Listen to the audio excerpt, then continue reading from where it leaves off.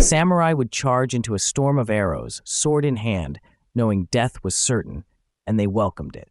Dying with honor was better than living with shame. They were more than warriors. They were legends in armor, swordsmen, archers, commanders, and poets.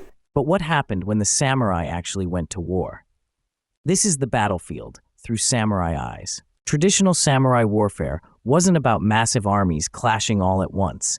At first, it was intimate and personal, dominated by mounted archers. Samurai would ride out, call their names, declare their lineage, and challenge enemies one-on-one.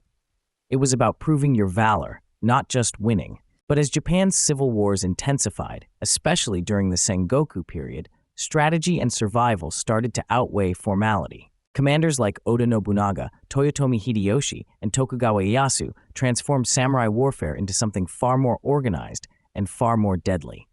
By the height of the Sengoku period, battles could involve tens of thousands of troops. At Sekigahara in 1600, a decisive clash for control of Japan, over 150,000 warriors fought in a single day. Some battles were brief and brutal, lasting hours.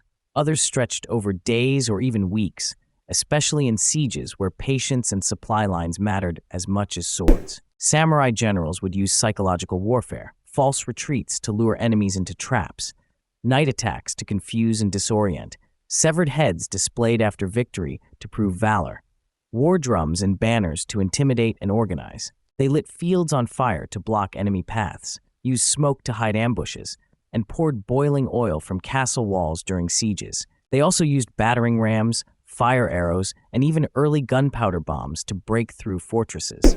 Victory came not just from courage, but from cunning, control, and chaos. Fear, loyalty, and reputation were weapons as sharp as any blade. The katana gets all the glory, but on the battlefield, the Yari, the spear, and the Yumi, the longbow, were more practical. The Yari was favored for its reach and could stop a cavalry charge. The Yumi allowed samurai to rain death from a distance, especially before firearms arrived. But yes, when it came to close combat, nothing beat the katana for speed, precision, and honor. Samurai trained to draw and strike in one deadly motion. Unlike Europe, where knights relied on heavy armor, samurai valued speed, flexibility, and discipline, a different battlefield philosophy rooted in zen and precision. Then came the matchlock. In 1543, Portuguese traders introduced the Tanegashima, primitive firearms, to Japan.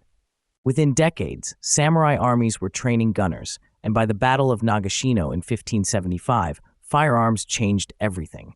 At Nagashino, Oda Nobunaga's troops used rotating volleys of matchlocks behind wooden palisades to tear through Takeda cavalry charges, defeating a warrior class that had once been invincible on horseback. Traditionalists saw guns as dishonorable, but leaders like Nobunaga saw them as tools of unification. They also used battering rams, fire arrows, and even early gunpowder bombs to break through fortresses. These early explosives weren't precise, but they were terrifying. The thunder of bombs and the flash of fire sent shockwaves through armies used to swords and arrows. A nameless soldier could now kill a decorated samurai from across the field.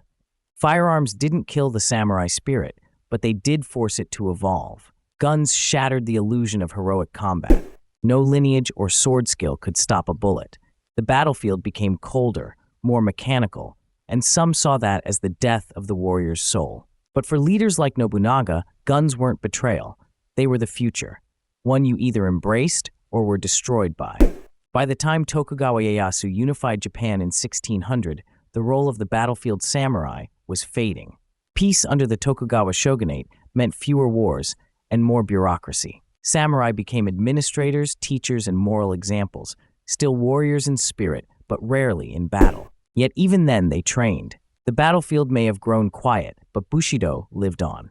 Over time, battles became less frequent, but the warrior code never left. For the samurai, war wasn't just about victory. It was about virtue, facing death with courage, serving your lord with loyalty. As one warrior wrote, "A samurai's life is like a cherry blossom, brief, brilliant, and beautiful in death, fighting not for glory, but for purpose." Their wars shaped Japan's history and shaped the warriors themselves. Their weapons rusted, their castles crumbled, but their legacy still cuts deep. If you enjoyed this journey into the samurai battlefield, like, share, and subscribe. Don't miss next week's episode, Part 6, Legendary Samurai, where we dive into the true stories of Japan's most iconic fighters. Some you know, and some you definitely don't.